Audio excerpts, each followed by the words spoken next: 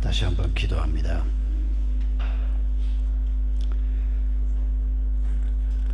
감사하신 주님, 주님께서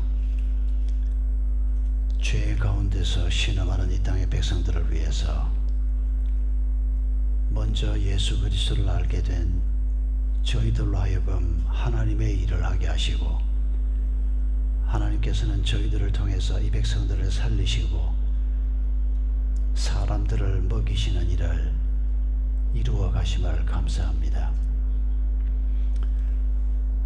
예수님께 나와서 우리가 어떻게 해야 하나님의 일을 하겠습니까? 라고 묻는 사람들이 있었습니다. 저희들 또한 이 시간 주님 앞에 여쭙습니다. 저희가 어떻게 해야 하나님의 일을 할 수 있습니까? 하나님이 보내신 예수 그리스도를 믿는 것이 하나님의 일이라고 말씀하셨는데, 그것이 어떤 의미를 갖는 것입니까? 저희가 이 시간 주님이 말씀하신 이 말씀의 의미를 함께 생각하려고 합니다. 성령 하나님께서 저희와 함께 해 주시고, 저희가 썩어 없어질 사람의 일을 하는 자들이 아니라 영원한 하나님의 일을 하며 하나님의 기쁨을 우리도 함께 누리는 자들이 될 수 있도록 주님 저희를 도와주시옵소서. 예수님의 이름으로 기도하옵나이다. 아멘. 요한복음 6장은 우리가 잘 아는 대로 오병이어의 기적을 중심해서 그 기적 이후에 몇 가지 사건들까지 기록하고 있는 내용입니다. 예수님께서 물고기 2마리와 보리떡 5개를 가지고 남자만 5,000명, 적어도 10,000명이 넘었을 것이라고 짐작되는 대군중을 먹이신 이 사건은 예수님이 사역을 시작하시고 약 한 2년쯤 지난 때였다고 짐작이 됩니다. 그러니까 지난 2년 동안 예수님이 팔레스타인 지역에서 많이 알려져 있었습니다. 도대체 저 예수 그리스도가 하나님이 보내시는 그 메시아가 맞는가? 어떤 사람은 그렇다고 말하고 어떤 사람은 아니라고 말하고, 그리고 기득권층의 사람들은 계속해서 예수님을 요주의 인물로 살피고 있었을 것이 틀림없습니다. 이런 상황 속에서 오병이어 기적을 예수님이 행하셨습니다. 이 기적은 예수 그리스도가 누구신가를 아주 의미 있게 드러내는 사건이라고 말할 수가 있습니다. 마태, 마가, 누가, 요한 네 분이 예수님의 전기를 기록했습니다. 전기가 네 사람에 의해서 기록되는 것은 2000년 전에는 말할 것도 없고 지금도 아주 특별한 일입니다. 가끔씩 어떤 유명하고 위대하다고 하는 인물의 전기를 몇 사람이 좀 각도를 달리해서 이런 점에서 저런 점에서 어떤 인물을 조명하는 그런 일이 가끔씩 있습니다만은, 그러나 아마 여러분도 거의 그런 전기를 별로 본 적이 없을 겁니다. 이순신이 한국 역사에 그렇게 유명하지만은, 여러분 이순신에 관한 전기를 여러분 어떤 걸 보신 적이 있습니까? 뭐 남편 이순신 얘기를 들어보신 적이 있습니까? 아버지 이순신 얘기를 들어보신 적이 있습니까? 우리가 알고 있는 이순신에 관한 모든 얘기는 장군 이순신 얘기밖에 없습니다. 그러니까 그게 사실이겠지만은, 그러나 한 인물을 조명하면서 굉장히 제한되어 있는 관점이 틀림없습니다. 근데 2000년 전에 예수 그리스도에 관한 글을 쓰게 하면서 하나님께서 네 사람에 의해서 그것도 각기 다른 관점에서 쓰게 합니다. 이것 자체가 성경이 가진 위대함이라고 말할 수가 있는데, 네 분이 다 예수 그리스도를 각기 다른 관점에서 다루고 각기 다른 목적을 가지고 조금씩은 다른 목적을 가지고 쓰면서 네 저자가 오병이어 기적을 전부 다루고 있습니다. 그러니까 이 사건이 그만큼 예수님을 설명하는 데 중요하다는 뜻입니다. 그런데 오늘 우리가 읽은 본문에서 우리가 좀 초점을 맞춰서 생각해 보려고 하는 것은, 예수님이 오병이어 사건을 행하시고 없어졌습니다. 혼자 어디로 가셨습니다. 그리고 떡을 먹었던 사람들 중에 일부 사람들은 예수님을 왕으로 추대하려고 하는 움직임을 가지고 있었습니다. 그리고 뜻을 같이 한 몇몇 사람들이 그날 저녁에 예수님을 찾아 나섰습니다. 그런데 예수님이 간 곳이 없었습니다. 우리가 읽은 본문을 보면 이튿날 바다 건너편에 이렇게 기록이 되는데, 예수님께서 어디에 계신지를 모르니까 밤새 찾아다녔던 것 같습니다. 그리고 그 다음날 예수님을 만납니다. 그리고 예수님에게 왕이 돼 달라고. 여러분, 이 제안은 괜찮지 않습니까? 예수님에게 종이 돼 달라는 것도 아니고 친구가 돼 달라는 것도 아니고 왕이 돼 달라. 그런데 예수님이 거절하십니다. 오늘 우리가 생각하려고 하는 주요 제목은 아니지만은 이건 우리가 잘 기억해야 할 의미 있는 내용이라고 생각합니다. 왜 왕이 돼 달라고 제안하는데 예수님은 거절을 했나? 여러분, 이 사람들이 생각하는 왕은 하나님이 생각하는 왕과 다릅니다. 물고기 2마리, 보리떡 5개를 가지고 저 많은 사람을 먹이는 저분이야말로 우리의 왕이 되면 좋겠다. 현실적인 필요 때문에 왕이 되어달라고 얘기한 겁니다. 예수님의 지적도 그렇습니다. 너희가 내가 어제 준 떡을 먹고 배가 불러서 왕이 되어달라고 하는구나. 그렇게 거절하실 때 그렇게 말씀하지 않습니까? 예수님이 배고픈 우리의 문제에는 관심이 없단 말인가? 그렇지는 않습니다. 성경은 예수님께서 사람들이 배고파하고 병들어 아파하고 상처를 안고 씨름하고 있는 이런 우리의 모습에 대해서 예수님이 얼마나 구체적으로 다가오시는지를 성경에 기록하고 있습니다. 그리고 약속의 말씀도 많이 있습니다. 저 공중에 나는 새를 봐라. 저 들에 핀 꽃을 봐라. 이게 무슨 뜻입니까? 저 새 한 마리도 내가 먹이고 저 들에 핀 꽃 하나도 내가 저렇게 아름답게 입히는데 내 자식인 너희를 내가 먹이고 입히지 않겠느냐. 그게 예수님이 하고 싶은 메시지입니다. 그런데 예수님이 왕이 되어달라. 그리고 우리의 경제적인 문제, 또 이분들이 말은 안 했지만은 로마의 식민지로 살면서 정치적인 독립을 갖고 싶고 경제 문제가 해결됐으면 좋겠고 신앙적으로 민족의 자존심이 지금 짓밟혀 있는 이 신앙의 회복도 이루어졌으면 좋겠고 아마 이런 생각을 가지고 있었을 겁니다. 그런데 예수님이 그걸 거절을 합니다. 아마 우리도 이런 거절을 죽는 날까지 덜어 당하게 될 겁니다. 예수님을 아주 좋은 자리에 모시겠다고 하는데 예수님을 내가 생각하는 아주 그럴듯한 자리에 모시겠다고 하는데 예수님은 관심 없어하는, 하나님이 예수님이 생각한 왕과 이 사람들이 생각한 왕은 거리가 멀다는 얘기입니다. 왕왕 우리가 실수하는 게 그거 아닙니까? 우리가 어떤 문제가 생겼을 때 그 문제를 풀기 위해서 하나님께 기도를 할 때조차도 우리가 실수하는 게 만고하니까 앞이 깜깜하고 아무것도 보이지 않으면 기도가 잘 안 될 때가 많습니다. 그런데 우리가 막 고심고심하고 좀 머리를 짜내고 생각을 하다가 이거 이렇게 풀어가면 되겠다, 이렇게 생각이 될 때 비로소 기도를 시작해 보신 적 없습니까? 그러면 우리가 기도를 어떤 식으로 하는 거 하니까 하나님 이렇게 해주시면 될 것 같습니다. 이런 기도도 저는 나쁘다고 생각하지는 않습니다. 적어도 우리가 묵상하는 중에 어떤 방안이 떠올라서 하나님 이런 방법은 어떻습니까? 라고 우리가 말씀드릴 수 있다고 생각합니다. 그런데 문제는 내가 생각한 대로 하나님이 풀어주지 않으면 우리가 삐친다는 겁니다. 내 생각에 하나님을 가두어 놓으려고 하는 겁니다. 우리가 그렇게 기도하면서도 하나님은 나보다 더 지혜로운 분이고 하나님은 나보다 더 크신 분이고 얼마든지 더 놀라운 방법으로 이 기도를 응답하실 것이다 라고 하는 기대를 가지고 하나님 이렇게 풀어가면 어떻겠습니까? 이런 방식으로 하나님 앞에 나아온다면 우리 주님이 우리의 기도에 귀를 기울일 것입니다. 그런데 우리가 그런 여유있게 하나님에게 좀 여백을 남겨놓고 하나님이 움직일 수 있는 공간까지도 생각하면서 기도하기보다는 금년 안에 우리 딸이 시집 못 간다면 그런 하나님을 믿어서 뭐해? 왕왕 우리가 생각하는 방식입니다. 아니 내가 주를 위해서 이런 일을 하려고 하는데 이런 것도 하나님이 이루어 주지 않는다면 내가 선교지에서 뭐 할 수가 있겠어? 하나님을 아주 코너에 밀어넣습니다 우리가.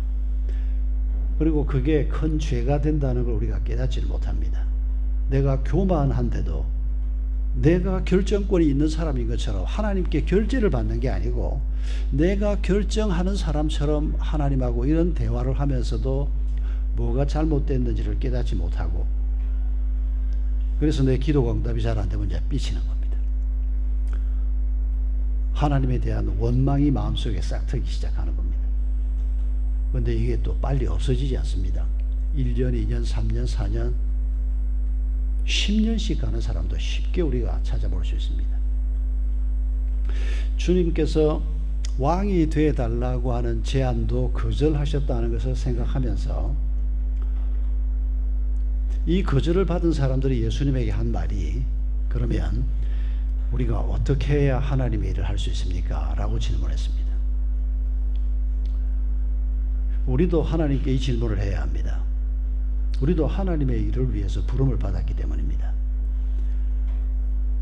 우리가 하나님의 그리스도의 몸이라고 말하고 우리의 머리는 예수 그리스도라고 말합니다. 몸이 무슨 일을 합니까? 몸은 머리가 명하는 일을 합니다. 손을 이렇게 펼 때 이 손이 지가 알아서 손바닥으로 이렇게 펴는 겁니까? 머리가 신경 조직을 통해서 명령을 할 때 펴기도 하고 오므리기도 하지 않습니까? 이건 철저히 머리가 우리를 움직이는 겁니다. 예수 그리스도가 우리의 머리시라면 몸인 우리는 머리 되신 예수 그리스도가 명하는 것이 무엇인가를 생각하면서 그분의 뜻을 따라 살 때 우리가 하나님의 일을 하는 겁니다. 그런데 우리는 하나님의 일을 생각할 때 내가 좋아하는 일을 먼저 생각하게 되고, 내가 생각할 때 좀 폼나는 일을 자꾸 하고 싶어 하고, 내가 생각할 때 그건 아니다 싶은 일을 하나님이 나한테 시키려고 그러면 마음이 별로 기쁘지가 않고, 더 심각한 것은 그런 나 자신의 모습이 잘못됐다는 것을 미처 깨닫지 못하고 억지를 부린다는 겁니다. 이게 우리가 안고 있는 심각한 영적인 문제가 틀림없습니다. 제가 81년에 서울 영동교회 부임을 했고, 그리고 한 15년 정도 그 교회에서 사역을 하면서 굉장히 즐겁게 사역했습니다. 제가 30대를 완전히 거기서 보내고 40 한 중반쯤까지 한 15년쯤 됐을 때 이제 이 교회를 떠나는 게 좋겠다는 생각이 들었습니다.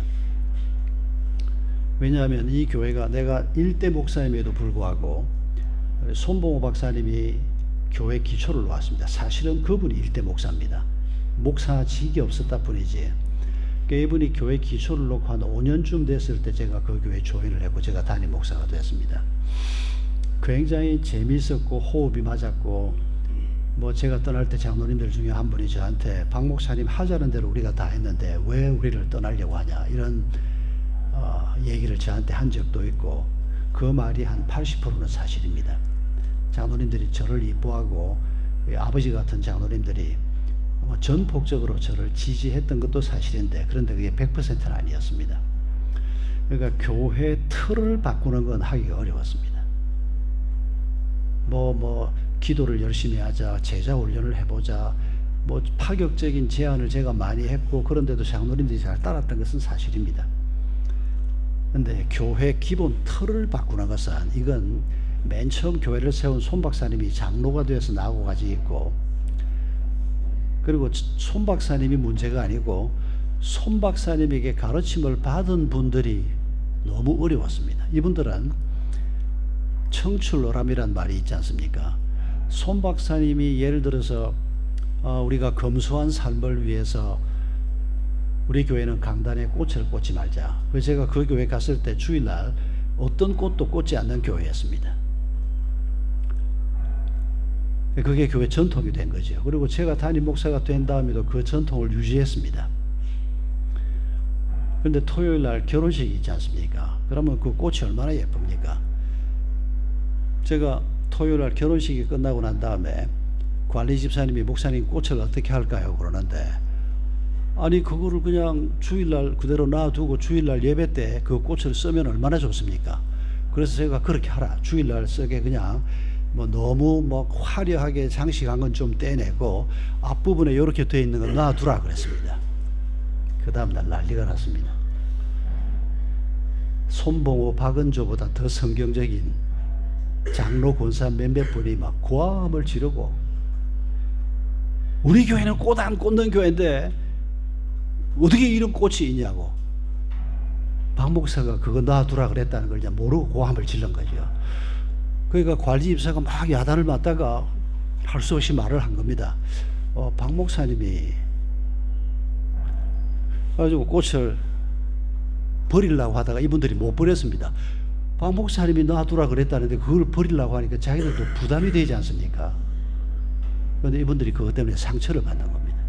왜 박 목사님은 교회 전통을 어기는가? 근데 이게 단순한 해프닝이 아니고 이제 저는 성도들이 조금 더 유연성 있게 생각을 했으면 좋겠는데 에어컨이 없었습니다. 서울 영동교회 창이 지금도 제가 지난 주일 바로 설교를 했는데 옛날 건물 그대로입니다. 좁은 데 창을 내놓고 설계한 사람은 당연히 에어컨을 쓸 걸 생각을 하고 그런데 제가 81년도에 가니까 선풍기를 돌리면서 예배를 드리고 있었습니다. 그런데 81년만 해도 한국의 강남 사람들조차도 에어컨이 많지 않았습니다. 그런데 시간이 지나면서 교회도 한 105평 건물인데 교인이 한 150명 모여서 예배 드릴 때는 널찍함치 앉아서 선풍기 돌리도 문제가 없었습니다. 그런데 교회가 부흥이 되면서 아래층에 꽉 앉고 위층에 꽉 앉으면 한 450명까지 한꺼번에 이제 앉을 수가 있습니다. 위층에 앉아 있는 사람들은 선풍기 돌리면서 예배를 드리면 기절하는 사람이 생깁니다. 공기가 탁하고 날씨는 덥고 서울의 여름이 얼마나 습하고 덥습니까? 그래서 여름이 시작이 되면 한 6월 말쯤이 되면 믿음이 어린 남편들이 교회를 안 오려고 그럽니다. 그래서 농담이 아니고 진담으로 제가 여름 동안에 충현교회 가서 예배를 드리든지 소망교회 가서 예배를 드리든지 시원한 곳에 가서 예배는 빠지지 말고 시원한 곳에 가서 한 몇 달 예배 드리고 시원해지면 가을에 다시 만나자.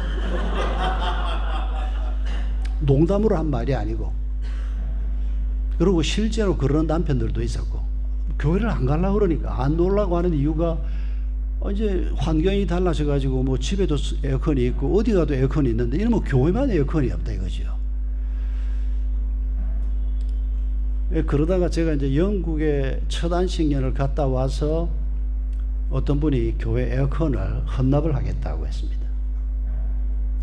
제가 받기로 작정을 했습니다. 그래서 손 박사님한테 먼저 제가 인원을 했습니다.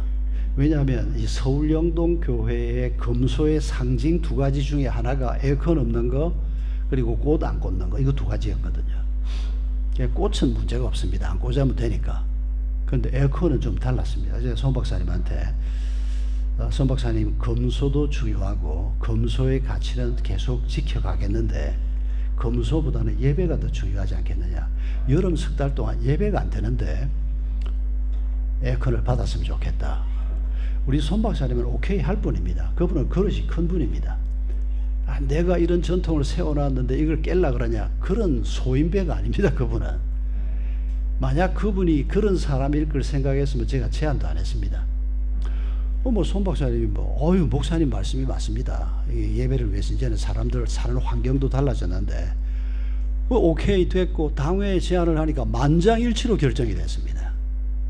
그런데 재직들이 문제입니다. 당회가 결정했지만 제가 당회원들한테 그랬습니다. 이게 간단한 문제가 아니니까 뭐 당회가 결정하면 뭐든지 하지요. 그러나 재직회에서 3분의 2 이상의 찬성이 안 나오면 이건 진행하지 않겠다. 교회 문제가 될 수가 있으니까 한 100명 되는 재직들이 모였습니다. 설명을 하고 뭐 서로 토론을 하고 찬반을 결정했는데 제가 여러분 중에 3분의 2 이상의 지지가 안 나오면 당회 결정을 무효하기로 당회에서 인원을 했습니다. 그리고 물었는데 두 사람이 반대했습니다. 100명 중에서. 고대 교수한 사람하고 홍익대학 교수한 사람, 교수 두 사람이 반대를 했습니다. 그 중에 한 사람은 자기 집에도 에어컨이 있습니다. 제가 바로 그 전에 신방을 가서 알거든요. 이 두 양반의 논리는 젊은 박 목사가 그 친구도 나보다 더 젊은 사람들입니다. 나보다 한두 살 아래 사람들이었는데 그때 당시에 안식년 하러 영국 갔다 오더니 변질이 됐다는 겁니다. 절대 다수의 재직들과 당회원들이 전체가 다 만장일치로 결정을 했는데도 물러서질 않는 겁니다. 그래서 제가 잠깐 고민하다가 에어컨을 달아버렸습니다. 그 두 사람이 다 교회 떠났습니다. 그 중에 한 사람은 목사가 됐습니다. 이런 사건들을 겪으면서 이제 제가 사역자로서 제가 힘든 게 뭔가 하니까 너무도 당연한 일들을 설득하는데 너무 기운이 빠지는 겁니다. 이게 제가 예를 들기는 그 정도지만은 그 교회에 배어 있는 기본적인 어떤 교회 프레임이 되는 이 틀이 되는 일들이 많이 있습니다. 손 박사님은 제가 어째 해보자 그러면 항상 오케이 목사님 생각이 옳습니다 이래 주는 분입니다. 그런데 이 손 박사님의 제자들이 문제인 겁니다. 이게. 선생보다 더 엄하고 선생보다 더 성경적이고. 그래서 제가 이 교회에 계속 있으면 결국은 마음 상하겠다. 그분들이 저하고도 아주 가깝게 지낸 분들이거든요. 그래서 제 마음이 하나님이 주신 생각이 이 교회를 내가 떠나는 것이 좋겠다. 그리고 다음 사람이 오면 또 조금 진일보된 교회 분위기를 만들 수 있지 않겠나. 내가 여기 있으면서 이렇게 사랑을 받고 잘 지냈는데 이분들하고 마음이 상하고 이건 나도 갖고 하고 싶지 않고 그래서 기도를 시작했습니다. 하나님 이 교회 떠나고 싶습니다. 그리고 이제 제가 생각한 건 당연히 다른 교회로 청빙받아 가는 거죠. 그때 나이가 이제 40 후반에 막 접어드니까 몇몇 교회가 저를 청빙을 했습니다. 해외에 있는 교회에서도 청빙을 한 교회도 있었고 한 3교회 정도에서 아주 구체적으로 청빙을 했는데 집사람이 안 된다 그래서 그만두고 이래서 안 되고 저래서 안 되고 세 번째는 제가 집사람한테도 말을 안 하고 가기로 결정을 했습니다. 그래서 그 교회하고 당회하고만 연락을 주고받고 그 교회 당회가 저를 청빙하기로 결정까지 하고 이렇게까지 갔는데 결국 하나님께서 막으셨습니다. 못 가도록.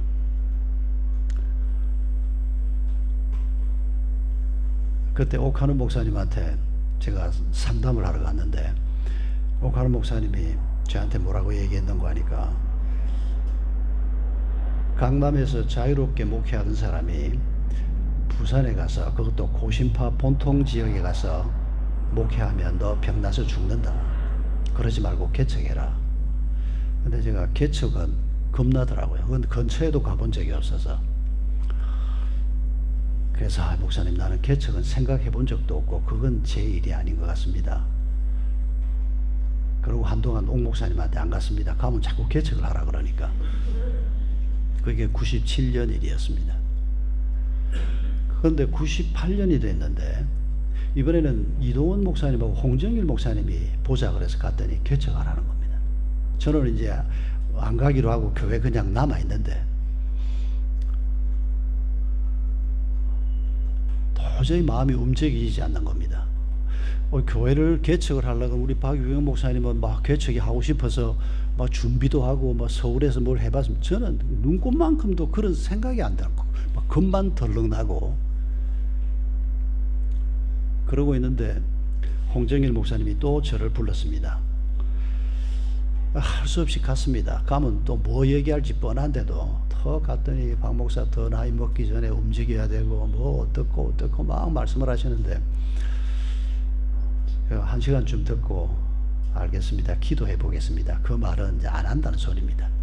기도해 보겠습니다. 그리고 일원동에서 홍 목사님 사무실에서 나와서 차를 운전을 해서 논현동까지 오는데 한 20분이면 옵니다. 낮에.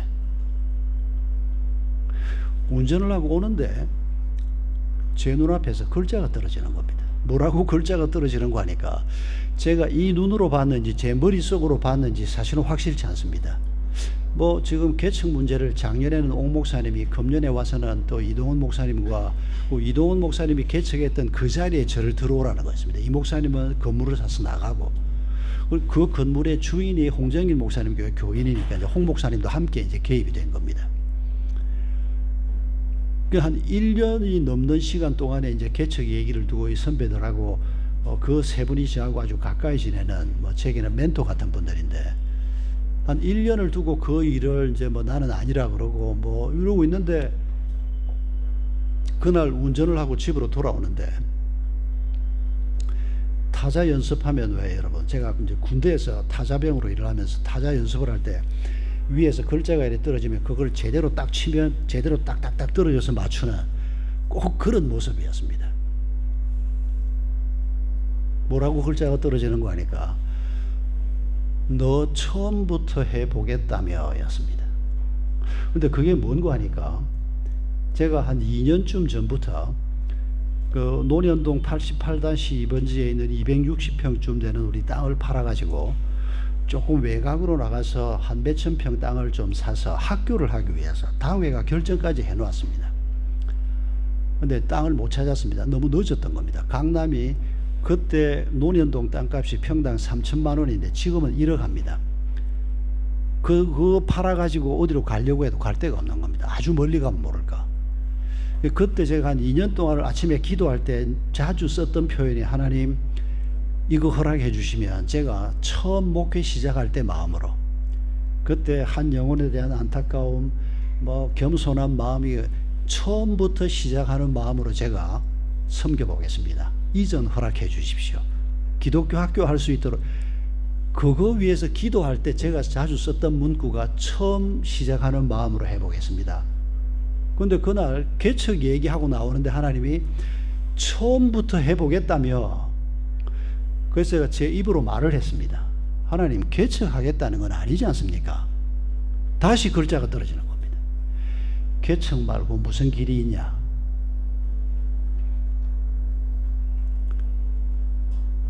어찌해야 되겠습니까? 개척해야 되지 않겠습니까?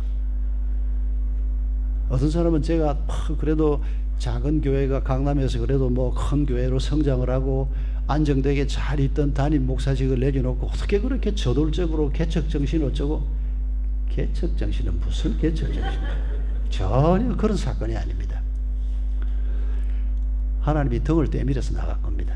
그리고 나오는 건 제가 이미 기도하고 있었지만은 제가 늘 하나님 앞에 죄송한 게 내가 내 목회를 놓고 이제 두 번째 사역 아닙니까?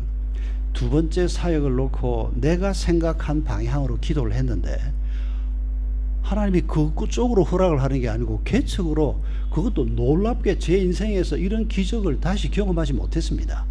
놀라운 방식으로 개척이다 라고 분명히 말씀을 했는데 제가 너무 죄송한 건 기쁘지가 않은 겁니다.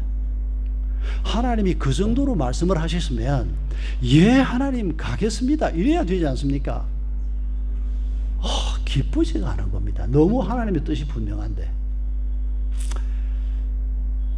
그때는 내가 기뻐하지 않는다는 것에 대한 죄책감도 없었습니다. 그때는 이놈의 개척을 내가 어떻게 하나 분당이 이미 다 끝났는데 그러니까 주로 인간적인 그런 생각 때문입니다.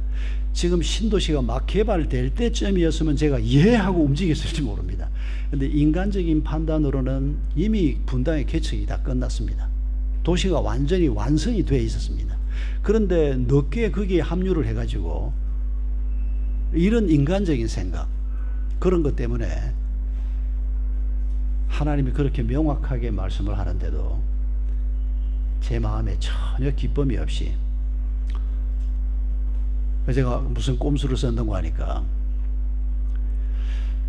하나님 제가 제 혼자 갈 수는 없지 않습니까? 제 아내한테도 말씀을 해 주십시오. 아내가 오케이 하면 제가 가고 아니면 못 갑니다. 집사람이 반대할 게 뻔하기 때문입니다.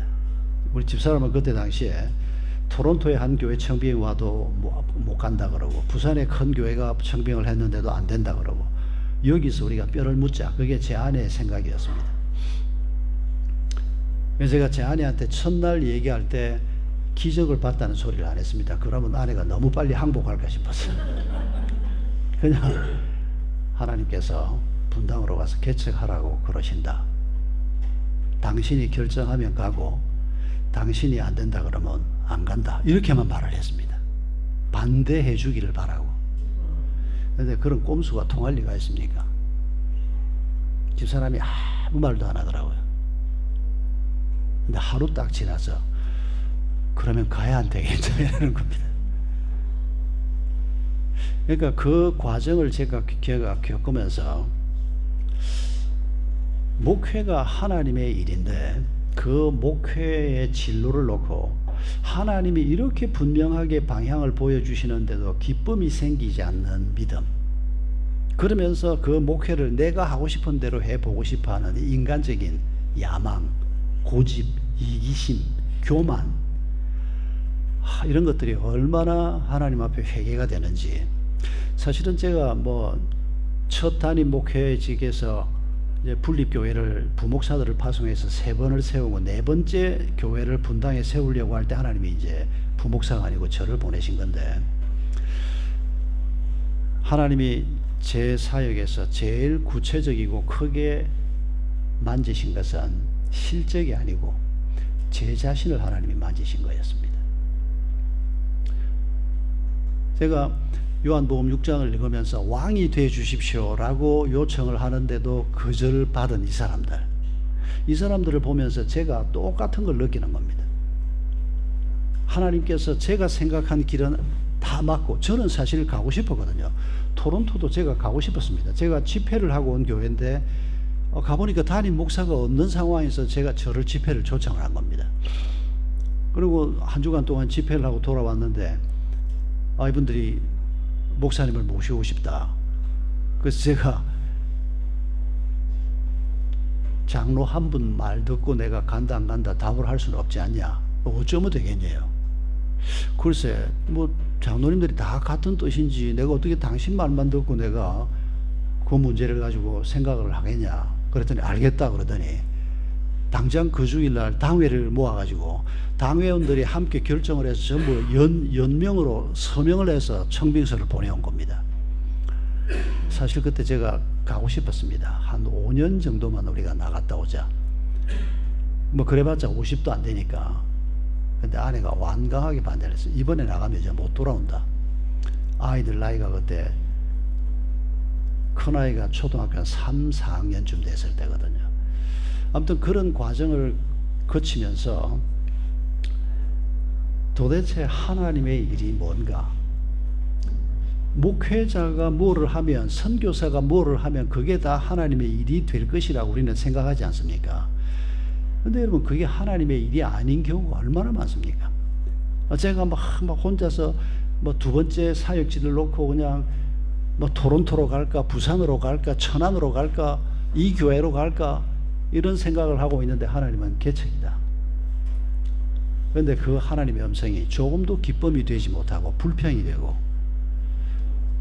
제가 회개하고 그 하나님의 음성을 받아들이면서부터 사실은 개척 준비가 시작이 된 겁니다.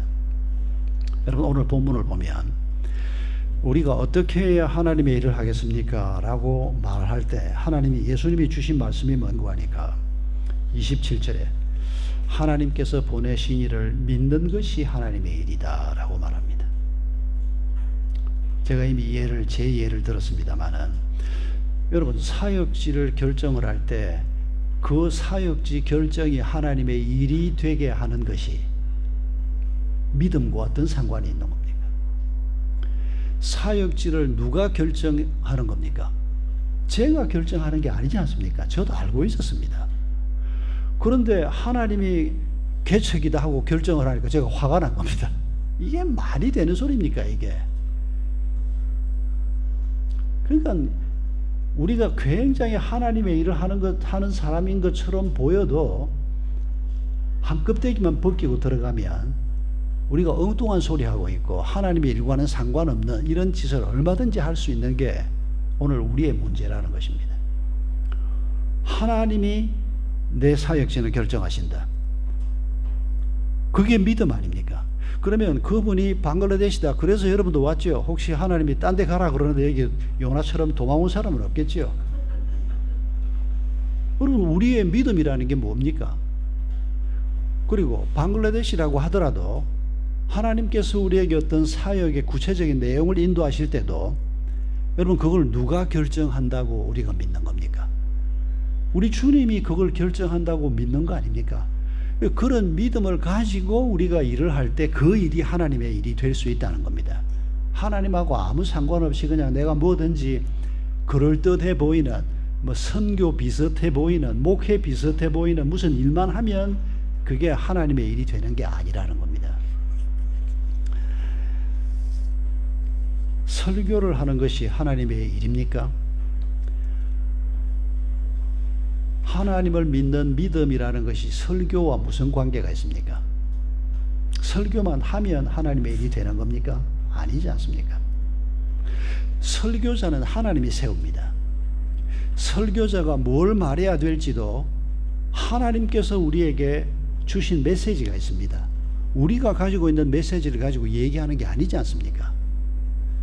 그러니까 설교자가 하나님을 믿는다고 할 때 하나님이 설교자를 세우시고 하나님이 메시지를 주시고 그 하나님께서 내 앞에 있는 청중을 위해서 내게 어떤 말씀을 하게 하시는지 하나님을 의지하고 그분을 신뢰하는 믿음을 가지고 설교를 준비하고 설교를 할 때 그 설교가 하나님의 일이 되는 것이라는 겁니다. 그게 믿음이라는 겁니다. 근데 만약 우리가 그런 하나님과의 교제 없이 하나님과의 친밀한 나눔 없이 그냥 내가 설교를 내가 하고 싶은 대로 내가 잘한다 생각하는 대로 하나님을 배제하고 우리가 만약에 설교를 그렇게 준비하고 그렇게 전달을 한다면 또 설교를 하는 목적도 하나님께서 정말 이 회중을 위해서 나를 통해서 전하는 메시지로 그들을 치유하고 그들에게 삶의 방향을 정하게 하고 이런 기대를 가지고 우리가 하는 게 아니고 내가 말씀을 전해서 이 사람들의 마음을 그냥 확 휘어잡아서 내가 이 사람들을 끌고 어디로 한번 가봐야 되겠다. 내가 만약 그런 목적을 가지고 말씀을 전한다면 그건 하나님 일이 될 수 없는 겁니다. 아무리 설교를 근사하게 하고 멋있게 해도.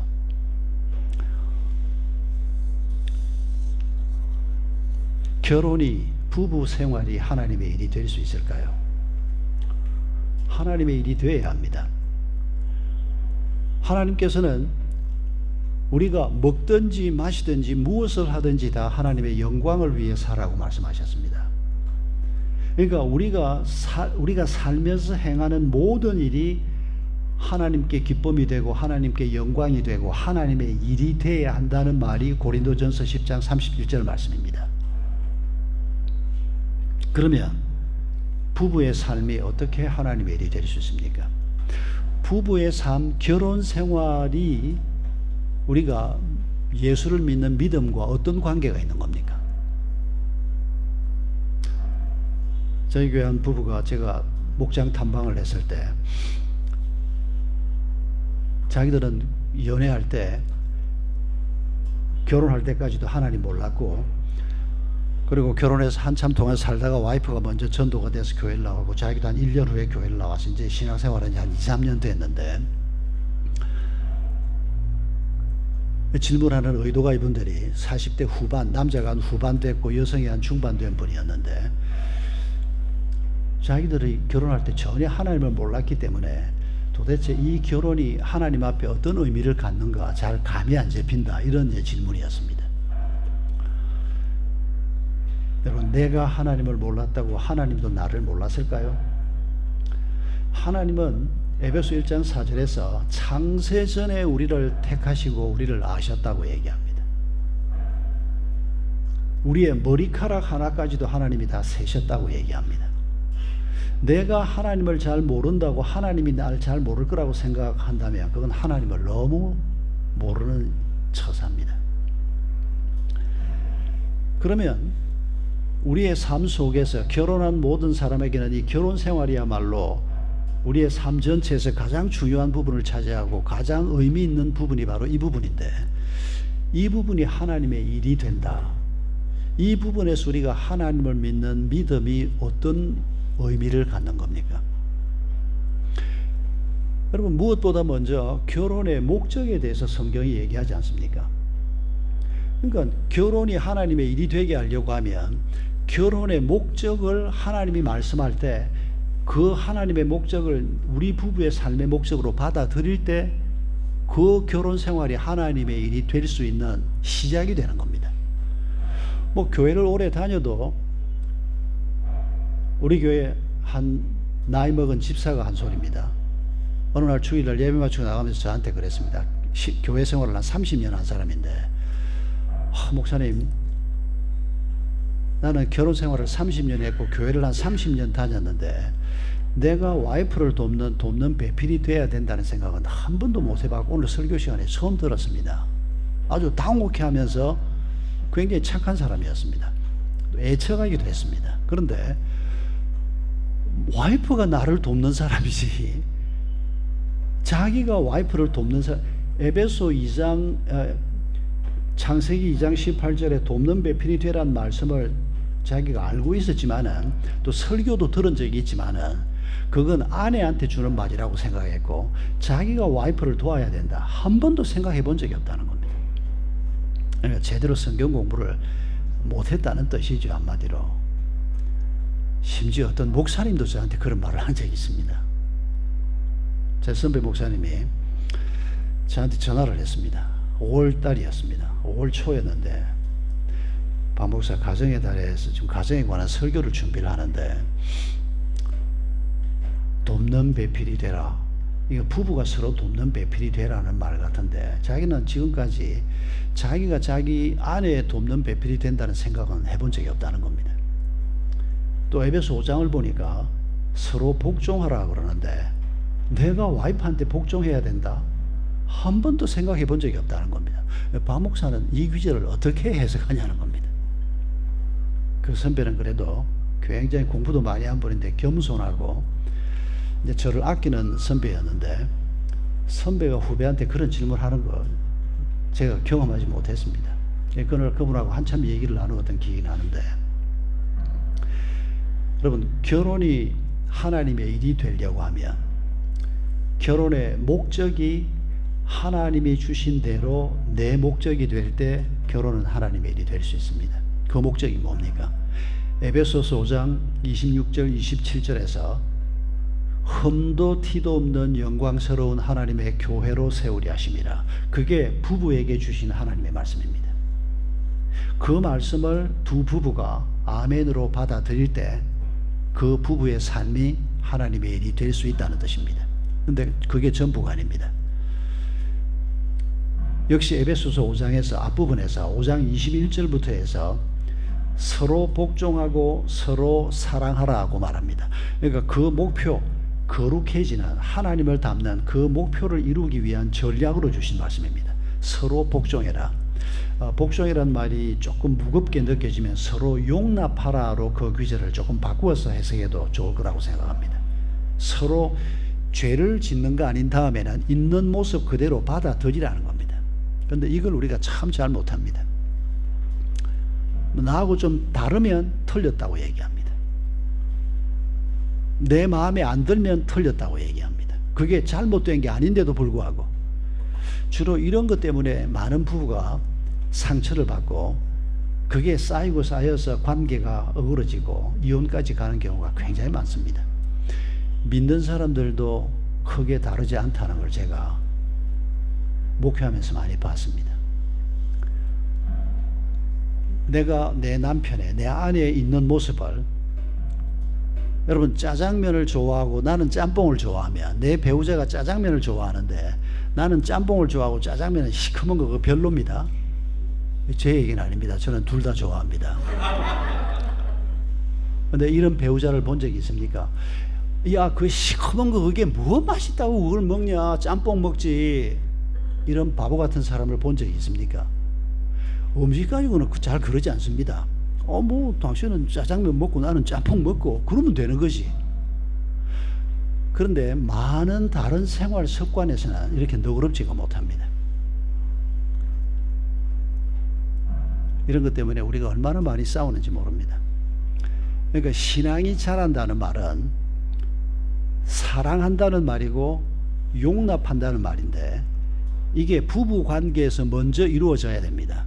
그리고 부부 관계에서 연습이 잘 된 사람은 다른 사람을 잘 용납할 수 있고 다른 사람을 사랑할 수 있는 힘이 있다는 얘기인데, 근데 부부 관계에서 이게 잘 안 되면 밖에 나가서도 될 리가 없습니다. 위장하는 것밖에 안 됩니다. 그런 관점에서 한번 우리 자신을, 특히 결혼하신 모든 분들은 우리의 부부 관계를 그런 관점에서 한번 점검해 보십시오. 우리의 부부의 삶이 하나님의 일이 되어야 합니다. 이거 안 되면서 선교, 목회, 하나님이 전혀 기뻐하지 않을 겁니다. 여러분, 매사를 우리가 그게 어떤 일이든 간에 그 일을 놓고 예수님이 이 일을 내게 왜 맡겼을까? 믿음의 관점에서 그 문제를 생각하는 겁니다. 그게 뭐 사역이건 자식이건 무엇건 간에 하나님이 왜 이 일을 내게 허락하셨을까? 이게 목적이 뭘까? 그걸 생각하면서 하나님에 대한 신뢰를 가지고 그 일을 받아들이는, 그럴 때 그 일이 하나님의 일이 될 수 있다는 것입니다.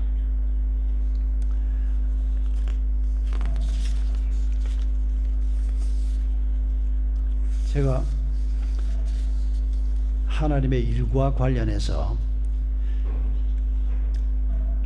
하나님의 도전을 많이 받았던 것 중에 하나는 빌립보 2장 13절 말씀입니다. 빌립보 2장 13절 말씀을 보면 우리 안에 행하시는 이는 하나님이시다. 그분은 자기의 기쁘신 뜻을 위하여 우리로 소원을 두고 행하게 하신다. 이 귀절을 어느 날 읽었습니다. 그전에는 빌립보서를 봐도 이 귀절이 그렇게 마음에 들어오지 않았습니다. 어느 날 내 안에 하나님이 계시고, 그건 뭐 일찍부터 배워서 알고 있는데, 그리고 하나님이 자기의 기쁘신 뜻을 이루기 위해서 내게 소원을 주신다.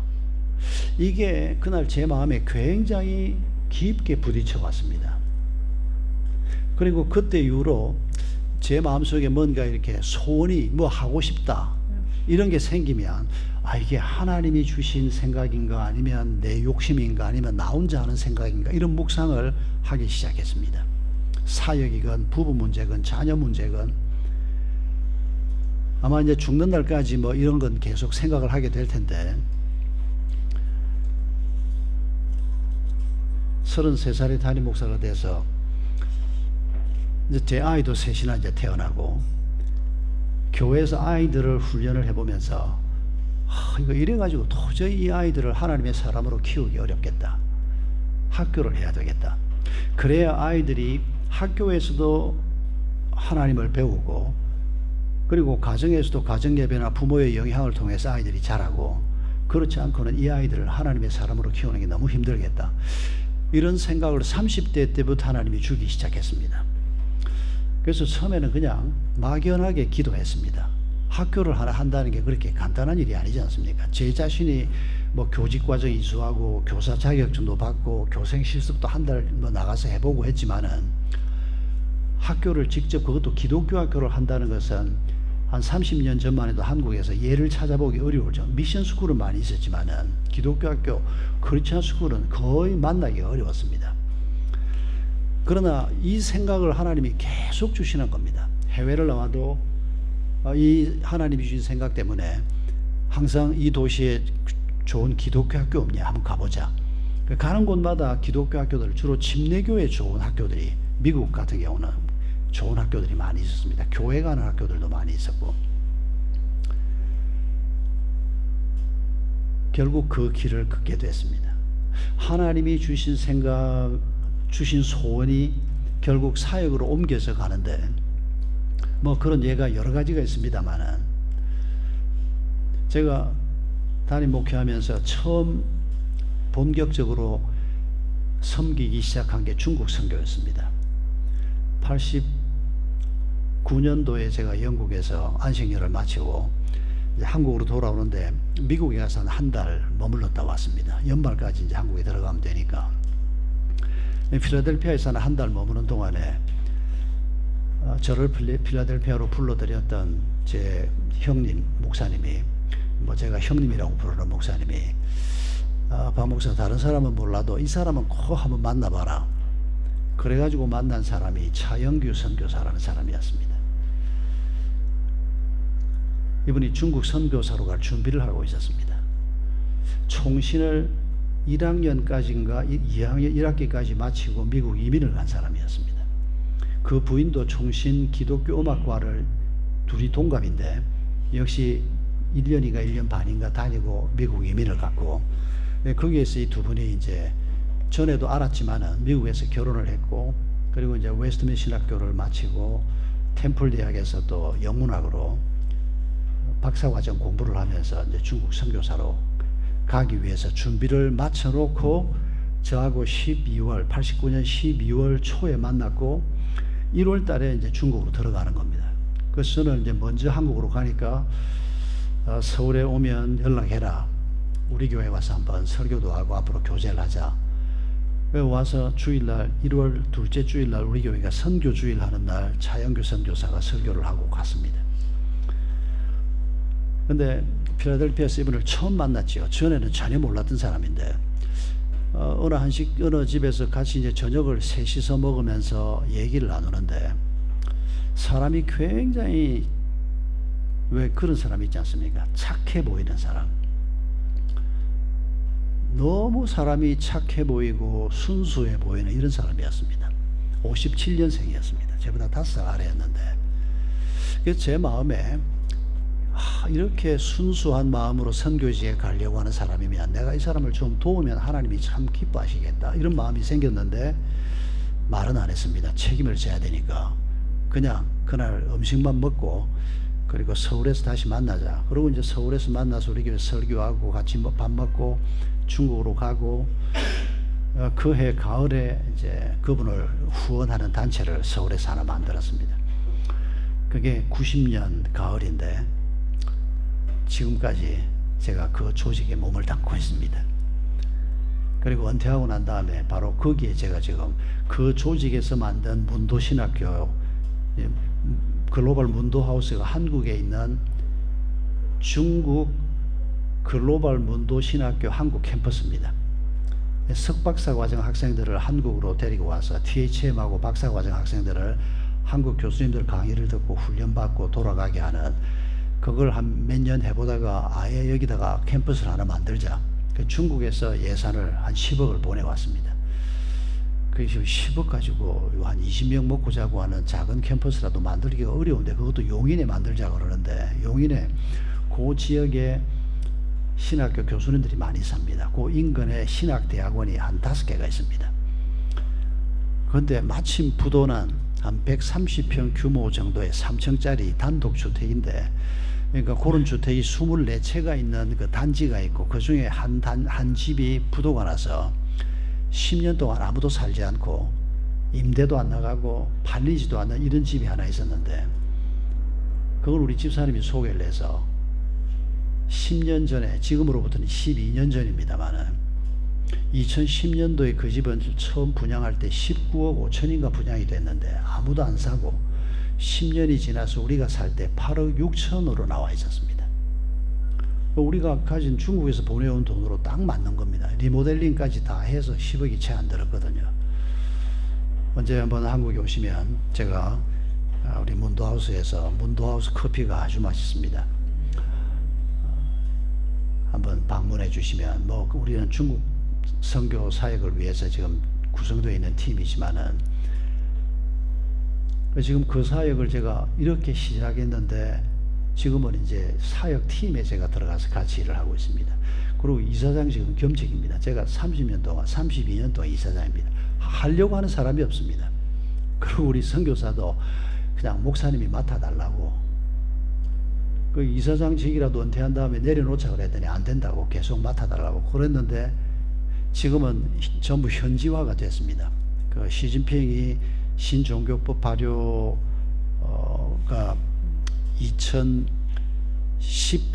2월 1일부터 신종교법이 발효가 되는데 1월 30일 날 제가 미국 이사장과 같이 들어가서 신학교 이사장직, 원장직을 현지인들한테 넘기고 우리가 한 30년 동안 만들어놨던 100억 정도 되는 신학교의 그 건물 뭐 이런 모든 것들을 중국 현지인들에게 다 넘겼습니다. 그날 우리 중국 형제들하고 리더들, 자매들이 눈물을 흘리면서 예배를 드렸는데 지금은 전부 그분들이 일을 다 맡아서 하고 있습니다. 우리가 어떤 일을 할 때 이게 하나님이 내 마음에 하라고, 행하라고 주시는 소원인가, 아니면 이게 나 혼자 사는 생각인가, 이걸 분별하는 것이 항상 참 쉽지는 않았습니다. 그런데 이건 일의 과정에서 드러나게 되어 있다고 저는 생각합니다. 처음 만난 선교사인데 내가 이 사람을 도와서 하면 이 사람이 뭐 괜찮은 사람인지 아닌지 사실 잘 알 수도 없는데, 그러나 처음부터 뭐 모든 체중을 다 실는 건 아니지 않습니까? 같이 교제하고 그 사람 사회 현장을 가보고 시간이 지나면서 보니까 너무 내가 처음 봤던 인상 그대로, 이 사람은 다른 거 아무것도 안 했습니다. 중국 들어가면서부터 자기는 신학교 사역만 하겠다. 그러니까 돈이 별로 안 들었습니다. 그러니까 2년 동안 교수로 있다가, 영어 교수로 있다가 2년 지난 후에 중국어 좀 배운 다음에 8명을 딱 데리고 학교를 시작을 했습니다. MD부 과정을. 8명이 한 달에 100불만 후원해주면 교수 생활비까지 나옵니다. 그때 당시는. 그러니까 800불, 8교회가 100불씩만 맡아주니까 학교가 하나, 조그마한 집 하나 구해가지고 그렇게 사역을 시작했는데, 지금 신학교만 1993년에 우리가 MD부 과정 1기를 시작해서 3년 후에 1기 졸업생이 나오고, 지금은 이제 신학교만 만 30년이 됐는데, 중국에 지금 MD반 학교가 8개가 있습니다. 본교는 북경에 있고 7개는 지방에 있는데, 내년에 상해에 MD반의 신학교가 하나 더 생깁니다. 지금 준비팀이 들어가서 열심히 준비를 하고 있는데, 그러면 9개가 되고 2년 후에 서안에 하나 더 생기면 10개가 됩니다. 그러니까 우리가 30년 동안 MD부를 하면서 공안들이 와서 뭐 건드리기도 하고 그랬지만 한 번도 강의를 쉬어본 적이 없습니다. 공안이 와서 뭐라고 얘기하면 그날 그 클래스를 다른 장소로 옮겨갑니다. 장소를 따로 준비해 놓은 데가 있습니다. 그 장소로 옮겨가서 강의를 하고, 한 번도 강의를 취소하거나 쉬지 않고 지금까지 계속 하고 있는데, 처음에는 그게 정말 하나님이 기뻐하시는 일인지, 내가 이 일을 돕는 게 맞는 건지 좀 긴가민가 했지만은 시간이 지나면서 확신이 생기기 시작하고, 하나님이 이건 내가 기뻐하는 일이다 라고 아주 명확하게 도장을 찍듯이 보여주는, 그래서 사실 33년 동안을 깊은 신뢰를 가지고 지금도 함께 일을 하고 있습니다. 기독교 학교 운동을 하려고 하니까 이게 예배당 하나 짓는 거하고 달리 학교를 지어야 되니까 돈도 많이 들고 일이 굉장히 많아지게 됐습니다. 그럼에도 불구하고 교회를 개척할 때마다 학교를 함께 개척을 하고, 그래서 분당에도 지금 학교가 있고, 동백에 이제 메인 캠퍼스가 있고, 동탄에 마지막으로 제가 은퇴하기 1년 전에 동탄에 분립교회를 하나 세우면서 또 학교를 또 세웠습니다. 지금 세 지역에 우리 샘물이라는 이름을 가지고 있는 기독교 학교가 있는데, 샘물교회를 하면서 13년 하면 저는 학교 짓는 것까지 끝날 거라고 생각하고, 개척할 때 임기를 6년, 안식년 1년, 신임 투표되면 6년 해서 13년을 최대 임기로 잡았습니다. 그런데 13년이 끝날 때 초등학교만 완성이 되어 있었습니다. 물론 건물은 있는 건 아니고. 그래서 교회에서 목사님이 없으면 우리가 중학교 못한다. 그래서 목사님 임기를 공동위원회에서 늘리자 그러는데, 제가 아무리 생각해도 그건 하나님이 기뻐하시는 일 같지가 않고, 개척할 때부터 우리가 결정을 해놓은 거여서, 그래서 그렇게는 하지 말고 샘물교회가 부담이 돼서 못한다면 내가 나가서 중고등학교를 세울 테니까 샘물교회는 재정적으로는 지원하지 말고, 왜냐하면 제가 임기 마칠 때쯤 샘물교회가 10층 빌딩을 사고 땅 10,000평을 사고 그래가지고 건축을 위해서 투자한 게 굉장히 많았습니다. 빚이 한 60억이 있었습니다. 그래서 샘물교회는 재정적으로는 지원하지 말고 초등학교를 졸업한 아이들이 그대로 올라오고 함께 하도록 하자. 그리고 분립개척교회를 하도록 하자. 그리고 그 분립팀은 학교를 지원할 팀을 중심에서 하자. 그래서 판교에다가 분립교회를 세우고 학부형들 200명이 그쪽으로 나갔습니다. 거기에 중학교를 세우고 3년 후에 고등학교를 세우고 이런 식으로 진행을 하면서 샘물교회 안에는 유치원하고 초등학교만 두게 된 거죠. 그리고 제가 이제 또 용인 동백으로 내려가고 그리고 판교하고 양쪽을 제가 맡았습니다. 그런데 어느 날 우리 장로님이 목사님, 동백에 땅이 8,000평이 있는데 그걸 우리가 매입해보면 어떻겠냐. 제가 판교에서 중학교 고등학교를 할 때 마지막 해에, 그러니까 2014년 상반기가 마지막 해였는데, 그 판교에 있던 마지막 해인데 그때 우리가 지불했던 돈이 한 달에 한 9천만 원 됐습니다. 그러니까 8개 청을 빌렸으니까 뭐 한 매덕 걸어놓고 매달 내는 돈이 있고 관리비가 있고 매달 한 9천만 원 조금 더 들어갔습니다. 그러니까 1년이면 한 10억 넘게 들어가는 겁니다. 전부 날아가는 돈입니다. 그러니까 장로님들이 그러지 말고 이걸 은행 융자를 받아서라도 우리가 땅을 사서 건물을 짓고 그러면 돈이 없어지지 않고 은행 이자를 내다가 조금씩 갚으면 되지 않냐. 그래서 장로님들이 이제 땅을 찾고 건물을 짓는 일을 시작을 했는데 동백에 8,000평의 땅이 있다는 겁니다. 그 땅은 저도 아는 땅입니다. 그 바로 옆에 선배 건물이 있어서 제가 자주 놀러 갔던 곳이기 때문에. 그래서 제가 우리 리더들을 모아놓고 그때 우리 운영위원 부부가 다 모이라 그랬습니다. 한 30명 됐습니다. 운영위원 30명, 그 30명이 교회 핵심 멤버들인데 제가 이렇게 설명을 했습니다.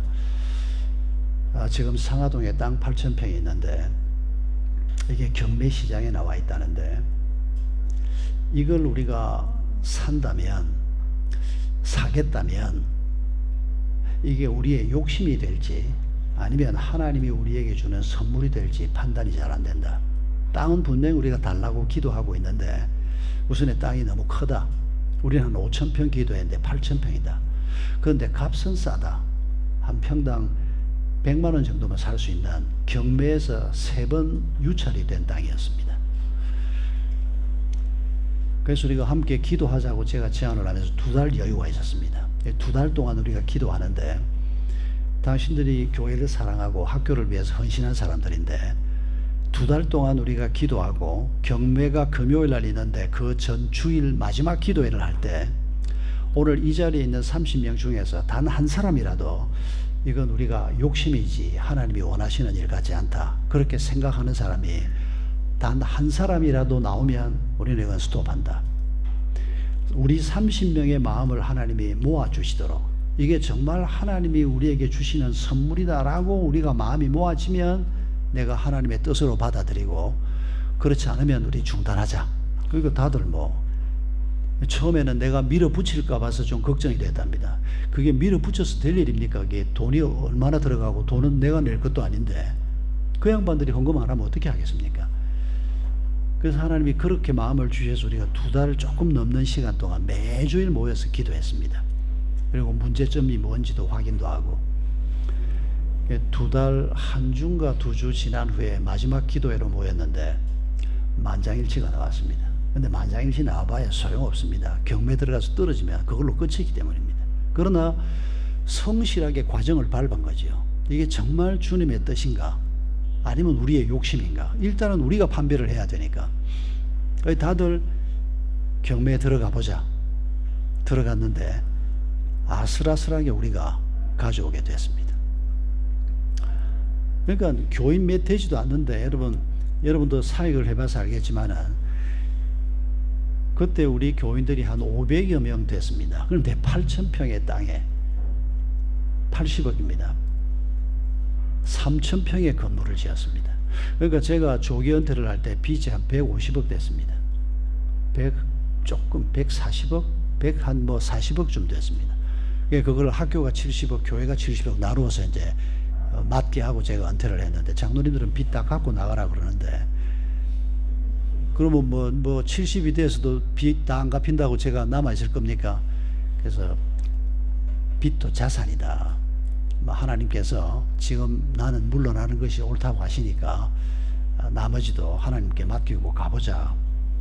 그렇게 해서 제가 오늘 여기까지 왔습니다만은, 지금도 제가 하나님께서 내 안에 주시는 소원을 통해서 하나님의 일을 이루어 가시는, 이걸 놓고 제가 기도를 많이 하고 있습니다. 왜냐하면 은퇴하고 이제 뭐 설교하는 건 제가 죽는 날까지 해야 될 저의 소명이라 생각하기 때문에 문제가 아닌데, 은퇴하고 한 1년쯤 지났는데 우리 장로님 한 분이 전화를 한 겁니다. 목사님, 10년 전에 목사님이 선교사 은퇴 마을 하자고 그랬지 않습니까? 근데 그때 할 뻔했거든요. 어떤 분이 제 방송 설교를 듣고 땅 주겠다고 해보자 그래서 내가 우리 건설에서 하는 그 장로님을 보내가지고 땅 조사를 시키고 거기 건물을 지으면 되겠다 이런 답까지 받았거든요. 그런데 이분이 중간에 없었던 걸로 하자는 겁니다. 이 부자들은 까다로워요. 뭐가 더군다나 저하고 아는 분이 아니고 제 방송 설교를 듣고 저분한테 맡기면 자기도 선교사들을 위해서 뭘 하고 싶은데 이래가지고 이제 결정을 했고, 나는 거기 현장에 우리 OM 제가 이사장 할 때인데 OM 대표를 지낸 선교사 둘을 붙여서 그분하고 상의를 하게 했는데 무슨 마음에 안 드는 일이 있었는지 없었던 걸로 하자, 그런 해프닝이 한 번 있었습니다. 그때 그 땅을 답사하고 그 땅에 도면도 그리고 했던 장로님인데, 이분이 제가 은퇴하고 난 다음에 전화를 해가지고 목사님, 갑자기 없던 땅이 4만 평이 생겼다는 겁니다. 그 땅을 받고 하나님이 왜 갑자기 나한테 땅을 빚 대신에 받은 거랍니다. 자기가 집 지어 주었는데 그 못 갚은 사람이 땅을 4만 평을 퇴촌에 있는 땅을 준 겁니다. 땅을 받고 생각하니까 10년 전에 목사님이 선교사 은퇴마을 얘기를 했는데 그거 하라 그러는 건가 하고 저한테 전화를 한 겁니다. 그거 한번 가보자 그래가지고 갔더니 땅 위치가 너무 괜찮은 겁니다. 바로 그 광주 태촌에 있는 땅인데 큰 도로, 양평 내려가는 그 큰 도로가에 딱 붙어 있는 땅입니다. 내가 뭐 땅을 달라고 그랬습니까? 내가 뭐 선교사 마을을 10년 전에는 땅을 주겠다고 해서 하나님이 시키나 보다 했는데 하다가 중단이 됐고, 지금은 이제 우리 교회 장로님이 땅 주겠다, 우리 교회 장로님이 해보자. 이거 하나님께서 우리 장로님 마음에 소원을 주시고 그리고 나를 불러들이시는구나. 그래서 해보자. 진척이 잘 안 됩니다. 제가 보기에 하나님이 하실 일 같긴 한데, 광주시가 그 땅이 종교시설을 지을 수 있는 땅이라고 그래서 우리가 이제 토목공사 허가를 신청을 했는데 지금 토목공사 허가가 안 나고 있습니다. 오늘 여러분이 이 얘기값을 하셔야 됩니다. 선교사님들이기도 하지만은 이왕 하나님께서 우리 장로님 마음에 주신 소원을 저도 듣고 여러분도 들었으니까 퇴촌에 한 100가구 정도의 선교사 은퇴마을이 지어질 수 있도록 여러분도 기도해 주시기 바랍니다. 뭐 퇴촌이 아니면 어떻겠습니까? 뭐 제가 기도하는 건 우리 장로님이 뭐 그 땅을 지금 제대로 못 내놓으면 뭐 또 다른 사람이 할 수도 있고, 어쨌거나 하나님이 지금 기도를 하게 해서 몇몇 분이 같이 기도를 하고 있는데, 살면서 분명히 하나님께서 우리에게 이런저런 일을 경험하게 하십니다. 내가 내 마음에 소원을 주시기도 하고 내 옆에 있는 사람 마음에 소원을 주시기도 하고, 그래서 우리가 함께 묶이기도 하고, 중요한 것은 무슨 일을 하든지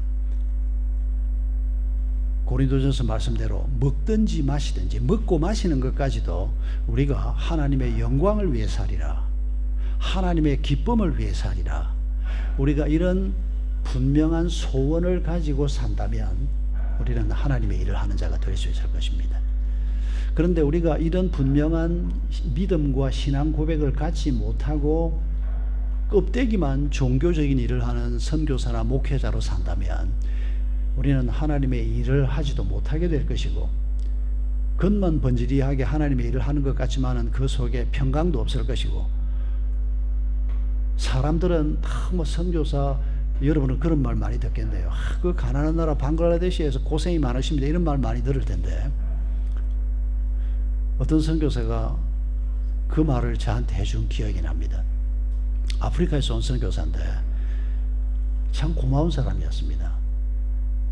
뭐 안식년을 왔는데 사람들이 그 가난한 아프리카에서 얼마나 고생이 많으냐고 그러는데 자기는 뭐 가난하지도 않고 자기는 너무 재미있고 뭐 거기서 애들 뭐 테니스도 가르치고 축구도 가르치고 농사도 짓고 하는데 너무 재미있게 지내는데 뭐 한국에 오니까 뭐 너무 고생한다 그래서 자기가 뭐 아니라고 일일이 설명도 못 하겠고 제가 그 말을 듣는데 굉장히 마음이 기뻤습니다.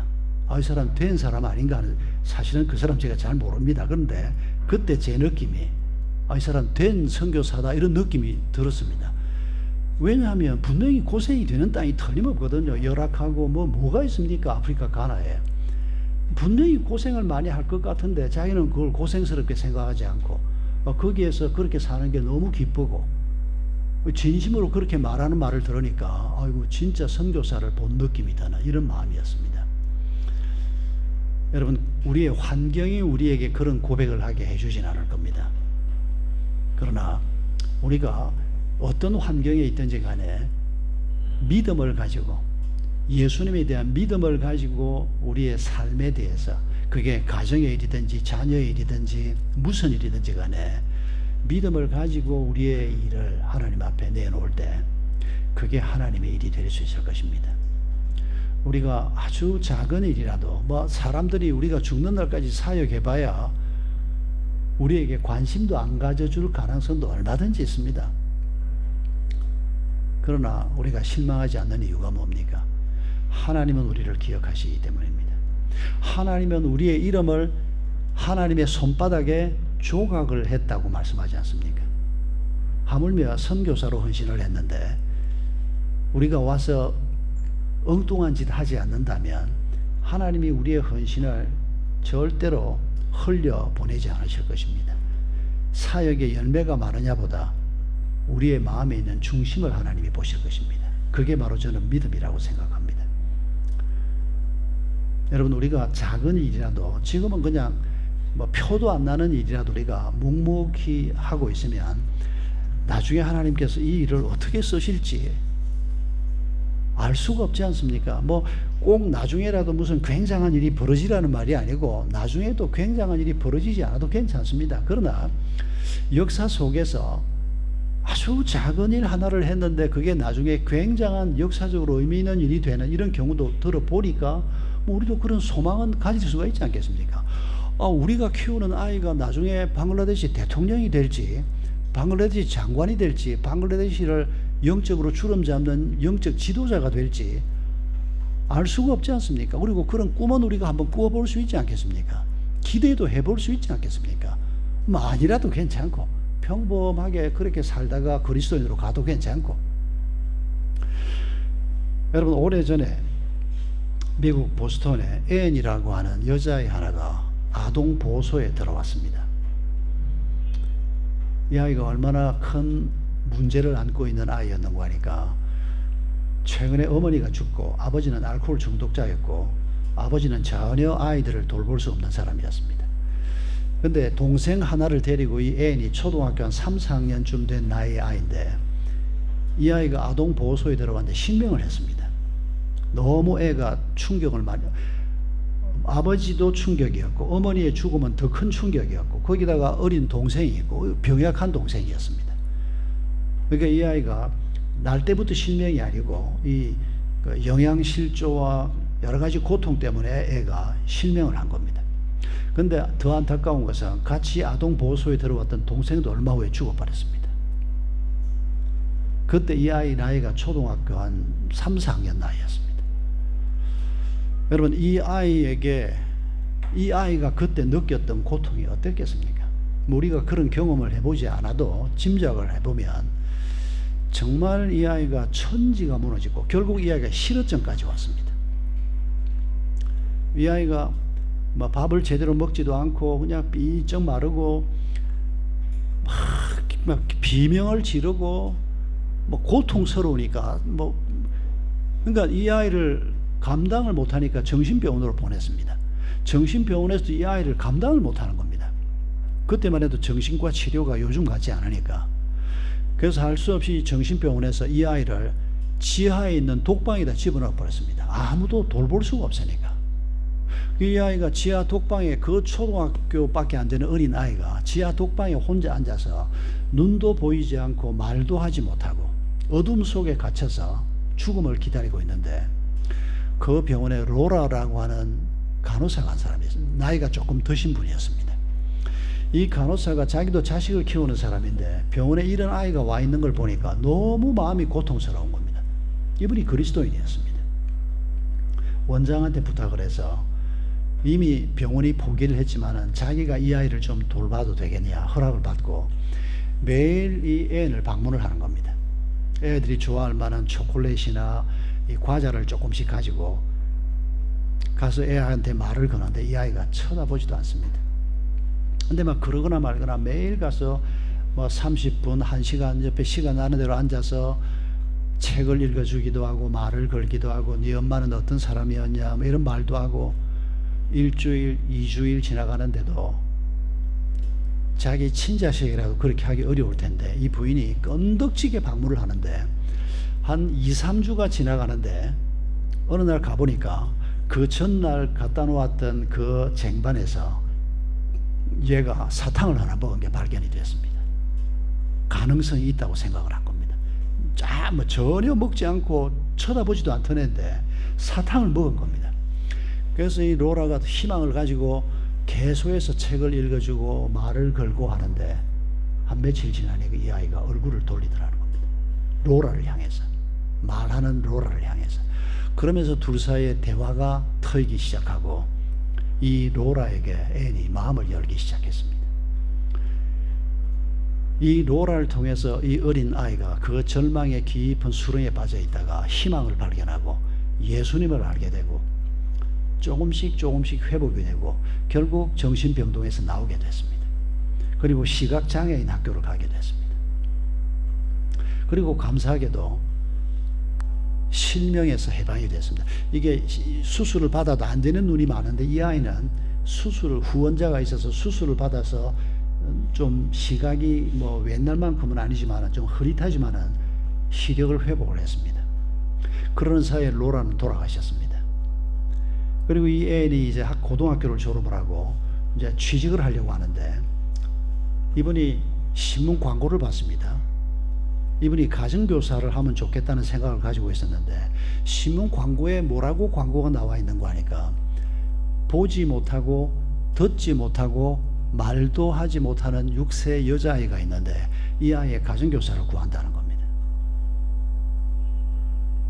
앤이 가고 싶었습니다. 자기를 위해서 로라가 해주었던 걸 생각을 하니까 이 아이는 내가 가서 가르쳐야 되겠다 그런 마음이 들었다는 겁니다. 주변에서는 다 말렸답니다. 경험도 없는, 이제 고등학교 졸업했으니까 19, 20살 선생인데 경험도 없는 선생이 듣지도 못하고 말하지도 못하고 보지도 못하는 이 어린 여자아이를 데리고 뭘 가르치겠냐. 앤이 그 아이한테 갔습니다. 오늘 세상 사람들이 앤도 기억을 못하고 로라도 기억을 못합니다. 그런데 그 여자아이는 기억을 합니다. 아마 여러분도 짐작할 겁니다. 그 여자아이가 바로 헬렌 켈러입니다. 이 앤 설리반 선생이 이 어린 여자아이를 만나서 자기가 로라한테 받았던 그 사랑과 경험을 되살리면서 혼신의 힘을 다해서 이 아이를 가르쳤습니다. 그 앤 설리반이 쓴 글을 보면 헬렌에게 워터라고 하는 단어 하나를 가르치기 위해서 온갖 신경을 다합니다. 워터 해봐야 듣지를 못하니까, 그러니까 이 아이에게 물이라는 걸 어떻게 가르칠 건가. 그러니까 물을 만져보게 하고 온갖 노력을 기울이면서 이 헬렌이 하면서 이 워터를 발음을 흉내를 내게 하고, 여러분 결국 그 헬렌 켈러가 하버드 대학까지 진학을 하지 않습니까? 그리고 공부를 하는 동안 계속 앤 설리반이 타이핑을 하고 이 점자를 만들어주고 계속 돌아가실 때까지 함께 살면서 그 엄청난 한 인물을 만들어내는데 일조로 가장 중요한 공헌을 했습니다. 여러분 그 헬렌 켈러가 한국도 다녀가신 거 아시죠? 일제치하에서 어둠 가운데 있던 이 민족에 대해서 헬렌 켈러가 안타까운 마음이 있었던 모양입니다. 그리고 한국에 와서, 그때는 조선이지요. 아마 그게 1930년대가 아닌가 싶은데 한국에 와서 이번에 연설을 했던 기록도 남아 있습니다. 힘내라고 조선의 백성들에게. 나 같은 사람도 산다고, 나 같은 사람도 이렇게 여러분 앞에 서서 이런 말을 한다고 그런 연설도 하고 갔습니다. 여러분, 저는 이 로라나 앤 설리반을 생각하면 이분들은 그냥 어떤 의미에서는 평범한 사람들이라고 할 수 있습니다. 그리고 그들이 평범한 그리스도인으로 살면서 하나님이 눈앞에 보여주는 한 불행한 사람을 외면하지 않고 그 사람에게 다가가서 자기가 할 수 있는 성의를 다 보이니까 실어증과 실명 상태에 빠져있던 아이가 입을 열게 되고, 그런데 그 아이는 또 그 사랑을 마음에 담고 또 다른 사람을 향해서 나아가고. 여러분, 이게 우리가 알고 있는 바로 헬렌 켈러의 얘기입니다. 여러분, 우리도 이런 일이 없으란 법이 어디 있습니까? 우리가 섬기는 사람들을 통해서 분명히 하나님은 뭔가를 이루어내실 겁니다. 헬렌 켈러 같은 큰 결과물이 아니더라도. 그리고 하나님은 헬렌 켈러만 크게 보는 게 아니고 우리가 키우는 연약한 작은 아이 하나도 똑같은 큰 열매로 보실 것이 틀림없습니다. 우리가 이런 마음을 가지고, 이런 믿음을 가지고 썩어 없어질 사람의 일이 아니고 영원히 빛날 하나님의 일을 하는 사람이 되고자 하는, 우리가 이런 마음을 가지고 예수 그리스도에 대한 믿음을 점검하고 믿음으로 우리의 길을 걸어간다면 열매하고 상관없이, 세상의 평가하고도 상관없이 하나님께서는 우리를 통해서 영광을 받으실 것입니다.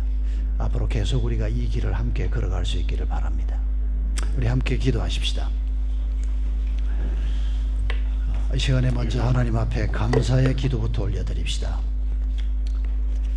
참 어리석고 고집이 세고 연약한 우리를 통해서 하나님은 자신의 일을 하기를 원하십니다. 우리를 그렇게 쓰기를 원하십니다. 우리를 이렇게 불러주신 것을 감사하십시다. 그리고 회개하십시다. 우리가 하나님의 일을 하나님의 방식으로 하려고 하지 않고 내가 생각하는 방식으로, 내가 좋아하는 방식으로만 하려고 했던 것을 회개하십시다. 그리고 우리에게 믿음을 주셔서 예수님에 대한 믿음, 하나님에 대한 믿음을 가지고 우리가 행하는 모든 일이 하나님이 기뻐하는 일이 될 수 있도록 해 주십사. 성령의 도우심을 간구하십시다. 우리의 삶이 어떤 상황에 있든지 간에 하나님이 주신 이 약속 때문에 우리의 마음에 기쁨이 넘치는 그런 기도를 이 시간 함께 올려드리기를 원합니다. 함께 기도하십시다. 감사하신 주님, 오 주님, 아버지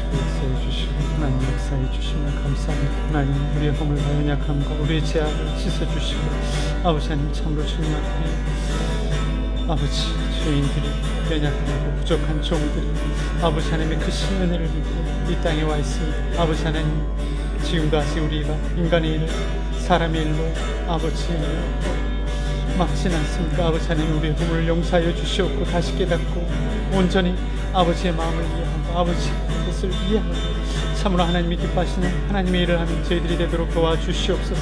아버지 하나님, 인도해 주시옵소서. 우리의 사역 가운데 아버지 하나님, 우리가 함께 동역하는 자들 가운데 아버지 하나님, 하나님의 은혜가 함께하여 주시옵소서. 역사하여 주시옵소서. 아버지 하나님, 우리의 사역과 또한 한국의 동역자들, 한국의 교회와 목회자들과 사역자들 같은 은혜가 있도록 하나님 역사하여 주시옵소서. 주님 도와주시고 역사하여 주시옵소서. 오늘 귀한 날 주신 여호와 감사하며 영광을 돌려드립니다. 주 도와주시옵소서. 역사하여 인도하여 주시옵소서. 모든 영광을 하나님께 돌려드립니다. 아버지 감사합니다. 주님 감사합니다.